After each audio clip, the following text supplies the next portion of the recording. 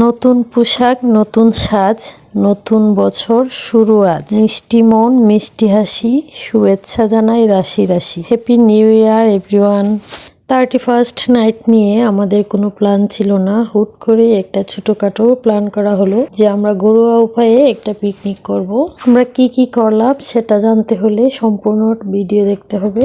Hello everyone, আসসালামু আলাইকুম। সবাই কেমন আছেন? আশা করছি ভালো আছেন। আলহামদুলিল্লাহ, আমিও ভালো আছি। আমরা যেহেতু একই বাসায় থাকি, সো আমরাও ডিসাইড করলাম সন্ধ্যার নাস্তাটা এক বাবির বাসায় হবে আর রাতের রান্না বান্না এক বাসায় হবে। তো আমার বাসায় ছিল রাতের রান্না বান্না আর এক বাবির বাসায় ছিল সন্ধ্যার নাস্তার জন্য আমি এখানে পাটিসাপটা পিঠা বানিয়ে নিয়েছি। অন্যান্য ভাবিরাও এক একটা আইটেম বানিয়ে নিয়ে আসছে। দেন আমরা মজা করে সন্ধ্যার নাস্তাটা নাস্তা শেষ করে চলে আসলাম আমাদের বাসায়। এসে আমরা সব প্রিপারেশন নিচ্ছিলাম কি কি রান্না করব। আমাদের খাবার আইটেম ছিল মুরগ পোলাও, ডিম ভুনা, বেগুন ভাজা, মুরগের কলিজা গিলা ভুনা, ড্রিঙ্কস।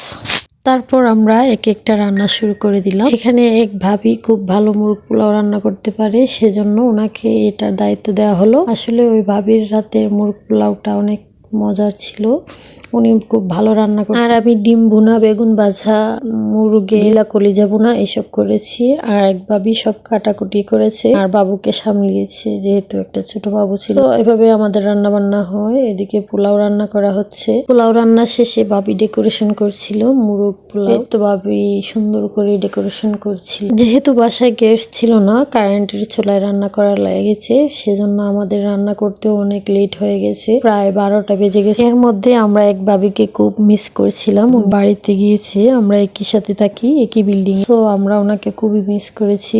উনি থাকলে হয়তো আরো সুন্দর হতো আমাদের পিকনিকটা।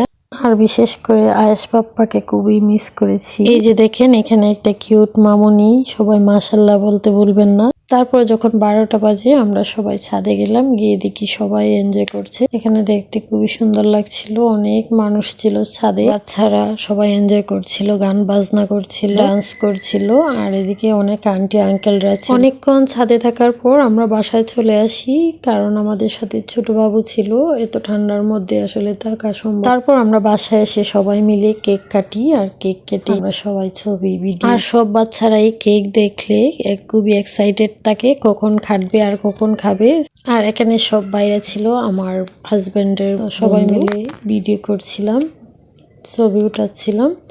দেন আমরা কেক কেটে খাওয়া দাওয়া করে তারপর আমরা আবার কাপল ভিডিও করছিলাম, পিক তুলছিলাম। সবাই আমরা মোটামুটি এনজয় করেছি। পিক ভিডিও শেষ করার পর আমরা খেতে বসলাম। এখানে রাতের খাবার খেয়ে নিচ্ছি। আলহামদুলিল্লাহ সব খাবারই অনেক মজার ছিল। খাওয়া দাওয়া শেষ করতে করতে রাত 2টা বেজে যায়। তারপর সবাই নিজ নিজ বাসায় চলে যায়।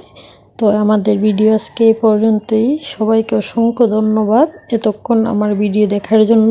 সবাই ভালো থাকেন, সুস্থ থাকেন। আল্লাহ হাফেজ।